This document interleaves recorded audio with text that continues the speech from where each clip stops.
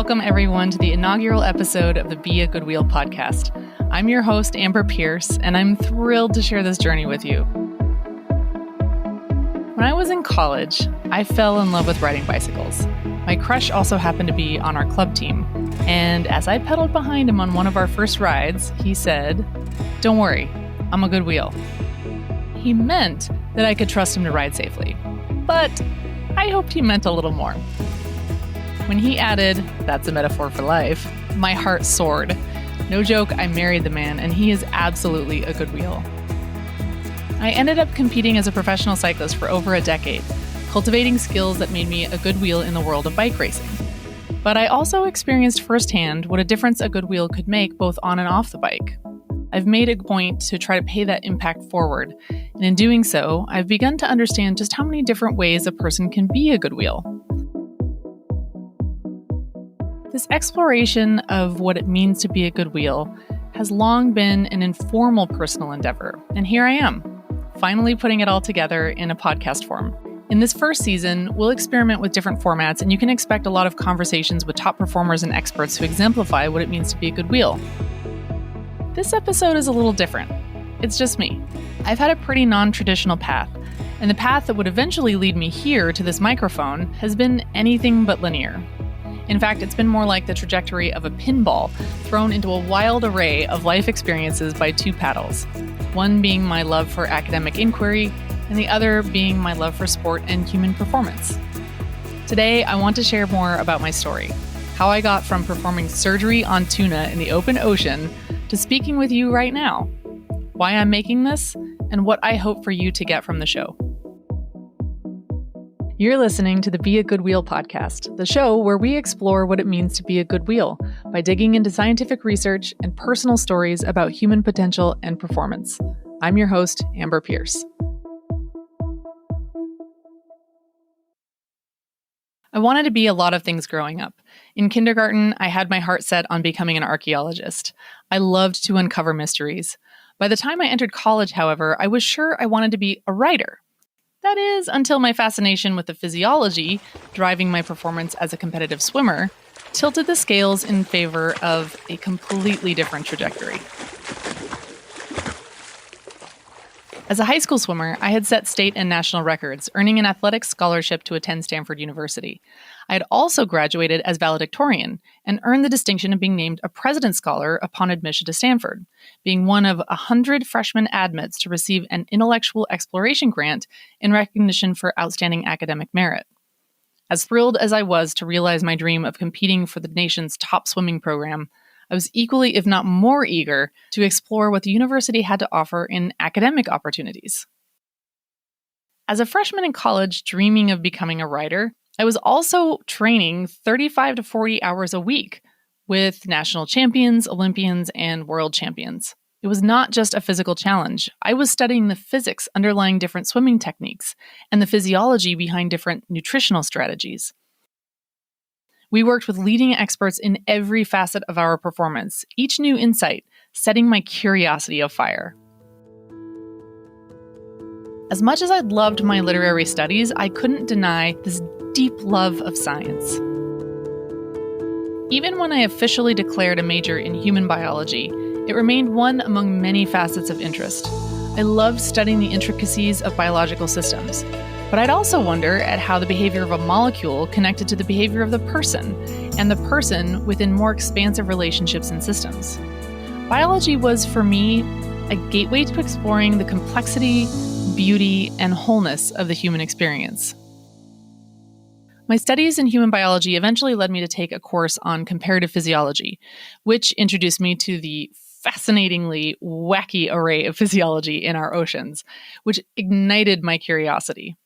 I decided to pursue a master's degree focused on oceanography through Stanford's Earth Systems program. I couldn't wait to immerse myself in learning how the unique physics of the Earth interacted with the fluid dynamics and chemical properties of the oceans to shape the physiology of marine life.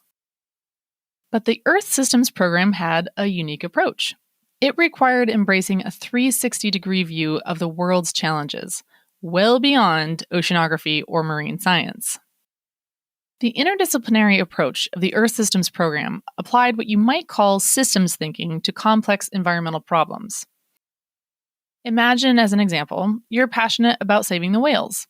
Sure, you love these majestic creatures, but to have real impact, you would need to understand their physiology and ecology, and for example, the interplay of these with the environment, pressures of whaling, and policies affecting whaling.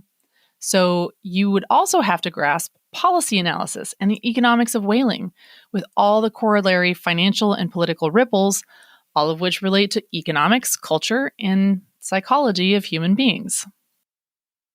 In other words, to make a substantial difference, you have to understand the components of and relationships among multiple systems involved, and judiciously apply the scientific method in order to intelligently and persuasively problem solve with an array of stakeholders. This is exactly the kind of thing my brain craves. I was like a kid in the candy store, studying everything from fluid dynamics, climate modeling, economics, and psychology to cultural anthropology, international relations, and policy analysis. I dove in to assist on as many research projects as I could and ended up authoring peer-reviewed papers and earning acknowledgments on others. I spent months at sea conducting research with world leaders in science and got to collaborate with a Nobel laureate in economics. A future in academia seemed inevitable, but I couldn't shake the feeling that something was missing.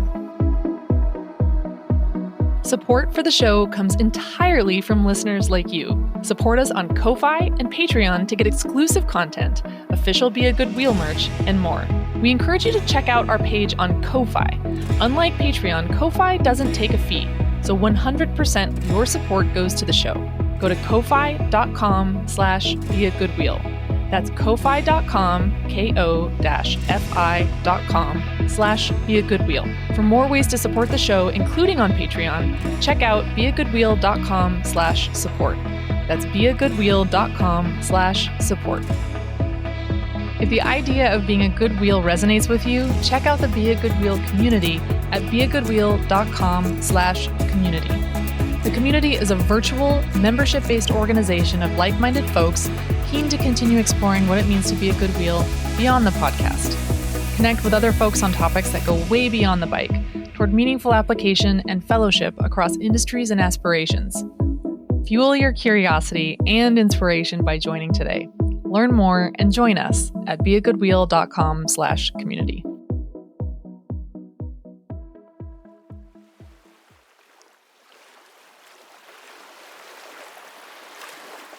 During my graduate studies, I found myself on a commercial fishing boat off the coast of Baja, performing surgery on live tuna. As a member of the research team, my job was to surgically implant archival tags into live yellowfin tuna and release them, effectively turning the fish into remote sensing platforms that could collect real-time information as they traversed the ocean. Our system allowed the live-caught fish to continue respiring through their gills during the short surgical procedure, all designed to minimize distress to the fish prior to release. I would make a small incision, insert the tag, and close the incision with sutures, all in a matter of seconds, then return the live fish to the sea, where it would help us unravel many of the ocean's mysteries. The implanted tags could record information about the fish's internal physiology, as well as about the water in which they swam. From it, we were able to propose a new mathematical method for estimating chlorophyll, or the plant life forming the basis of the food chain in the water column, giving us insights into the very lifeblood of the ocean. As much as I relished the science, it was on that fishing boat that I first realized my path might lay outside the halls of academia. When we first boarded the boat, there was a palpable tension between our team of scientists and the crew of commercial fishermen. Understandably so. In our field, scientists tend to support conservation efforts, and fishermen and conservationists often view each other as adversaries when it comes to fisheries policy, a well-worn narrative of opposing interests. Or so it seemed. At sea for weeks in close quarters, we naturally made an effort to connect and make conversation, and I found myself captivated by the profound transformation taking place. We came to realize that although our positions about fishing and conservation differed, our core interests were in fact the same. We all wanted more fish. It was an epiphany that changed the entire dynamic on board. Once we recognized our shared desire for abundant, healthy populations of fish, conversations turned from awkward, careful exchanges to open, impassioned dialogues. It was a turning point that opened my eyes to a crucial realization. As fascinating and awe-inspiring as science can be, the breakthroughs, the discoveries, none of it mattered unless it could be shared outside the laboratory. My true love for science, I realized, wasn't fueled by the science alone, but rather the interface, the intersection with the real world, where policy decisions are made, where real change happens. Science in its brilliance needs translators, communicators, and advocates to bridge that gap. Out there on the water, somewhere amid the hum of the engine, the drama of open ocean fishing, and the exchange of ideas, I knew with absolute clarity that I wanted to be such an advocate. I didn't know how, but I could feel in my bones that my love for science, my fascination with physiology, had a destination beyond the confines of a lab or university. Sure enough, less than a year later, the trajectory of my career took an unexpected turn onto a path where science, sport, and the pursuit of greater purpose would soon converge. While conducting my graduate research, I began riding my bike to keep fit. I tried running, but my advisor got so tired of hearing me complain about shin splints that he gave me his own bike. I have a bicycle collecting dust in my garage. It's yours for the love of all that is good. Please take it. So I started to ride my new-to-me bike along the beautiful coastlines of Monterey, California, where I was studying. With vistas of legendary beauty, it was an easy place to fall in love with riding bicycles. Though I couldn't possibly have known at the time what a dramatic turn my life would take as a result of this new hobby. At the suggestion of a fellow graduate student, I joined our collegiate cycling team. One thing led to another, and a year or so later, I won the Collegiate Conference Championship title and went on to win the Collegiate National Championship title and overall. In less than 6 months following the collegiate season, I won enough races to upgrade to the highest amateur category of the sport, earning the interest of a professional team based in the area. By the end of the season, they offered me a contract to race full-time for them the following year. Not exactly a path to the academic career that I had envisioned. Pursuing a career as a professional cyclist was just about the last thing I could have guessed I would be doing after graduating. On one hand, it seemed like a weird and wild new adventure. On the other, it felt like I was coming full circle from my days as a swimmer and my human biology degree. I had the chance to extend my learning journey by plunging even deeper into the science of human performance. And this time, the laboratory was out on the open road, in international races across multiple continents. I had the chance to not just understand the science, but to live it, breathe it, and apply it in the pursuit of peak performance. As a pro, I found myself surrounded by world-class experts, genuine maestros in human nutrition, sports psychology, performance training, and physiology. On this new path, my exploration of leading-edge science took the form of dynamic discussions about the race we conquered that day or the next block of training. The principles we debated weren't theoretical. They were applied in real time, in the heat of actual races on which our careers depended. I absorbed not only the wisdom of experts, but also the lessons of my fellow athletes, national champions, Olympians, and world champions. It was a surprising revelation that the life of an athlete could be such a rich and intellectually stimulating environment. Yes, the goal was to train to be the best, to perform at the highest level. But to train at your best, you needed to mine the depths of human knowledge to incorporate the most cutting-edge science into your athletic practices. My university studies gave me a powerful foundation for applying the scientific method and for taking my understanding of physiology to a whole new level in this environment. But the environment itself opened my eyes to yet another crucial realization. I was thriving specifically because I was in a collaborative environment, experimenting and discovering alongside other human beings engaged in the same quest for excellence, facing many of the same challenges that come with being human. Not only did I relish the translation and application of the science, but I felt a deeper sense of fulfillment being in conversation as part of a living discussion with other people. I knew that I loved science, and in particular the exploration of the human experience. On the boat, I had realized that I wanted to become an advocate in bridging scientific research with real-world application.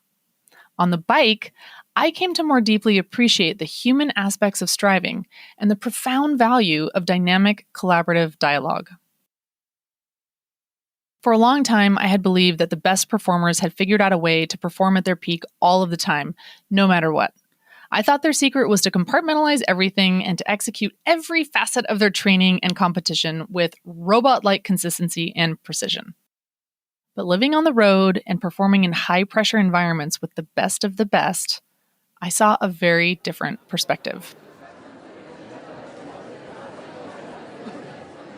I remember being in a race in France relatively early in my career. The young woman who had achieved astonishing results in a breakout performance that year was also at the race. I was frankly in awe of what she had accomplished so early in her career. She was always so composed at the races and seemed to have everything under control. I never saw her look anything other than perfectly confident that year. We were a few days into a 5-day stage race, and we'd just made it over a series of tough climbs into a valley, where the field of competitors eased the pace a bit. It was a welcome respite. I reached for my water bottle to take a drink, and was startled to see this woman ride to the edge of the road, lay her bike down in the grass, and sit. It was the breakout star. She just stopped in the middle of the race, and not even during the hardest part. I learned later that she had reached a breaking point and felt too burned out to continue. She left the sport soon after the race. Seeing her story unfold drove home what I'd begun to realize. Even the phenoms and legends of the sport were human beings, and like me, they were all far from perfect, facing normal human challenges. On one hand, I found this very reassuring. Perhaps being an imperfect human wouldn't disqualify me from achieving greatness after all. On the other hand, I had to wonder, if the best in the world are not superhuman after all, how do they manage to achieve such heights of excellence in the face of human fallibility?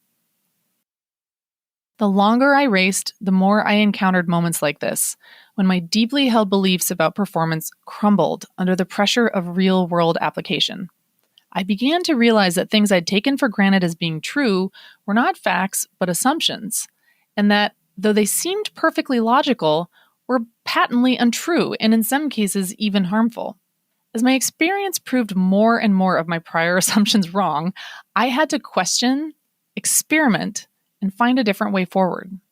My racing career became a scientific practice of myth-busting. I wasn't alone on this path. Olympians, world champions, and other elite performers were grappling with similar challenges and questioning the same assumptions.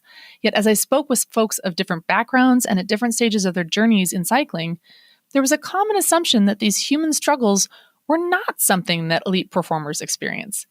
Many assumed, as I once had, that elite performers could bypass these mundane issues, that they had it all figured out, or ought to. The reality could not have been further from the truth. Even as a professional athlete, I was navigating through challenges, constantly learning and evolving, and this was the case for athletes far more accomplished than me. What elite performers were doing wasn't so much eliminating or bypassing these challenges as learning how to work with them, to leverage them for learning and growth. I realized that these elite performers were far more relatable than most folks might think, not only in terms of their struggles, but also in terms of their willingness to share what they've learned. In launching this podcast, my hope is for you to hear from world-class performers and experts, to see yourself reflected in their stories, and to feel seen and heard.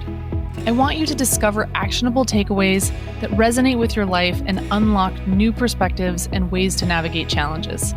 My aspiration is for you to find valuable insights that propel you forward on your journey toward unlocking your potential, whether that's in your athletic pursuits or other aspects of life.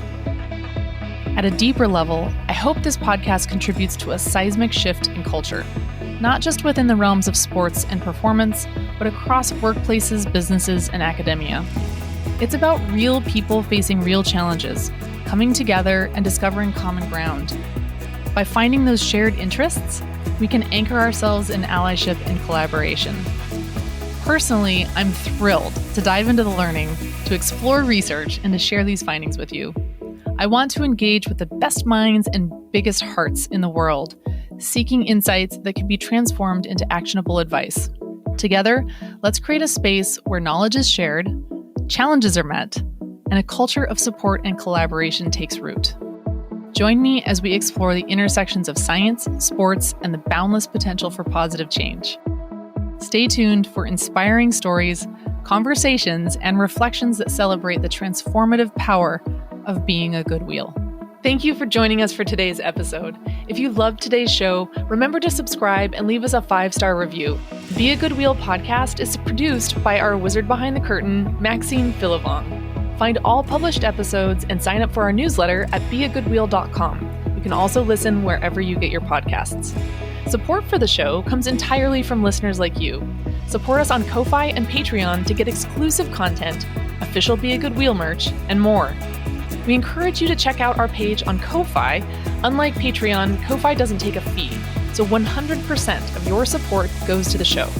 Go to ko-fi.com/beagoodwheel. That's ko-fi.com/beagoodwheel.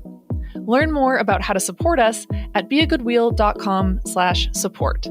Until next time, thanks for listening and thanks for being a good wheel.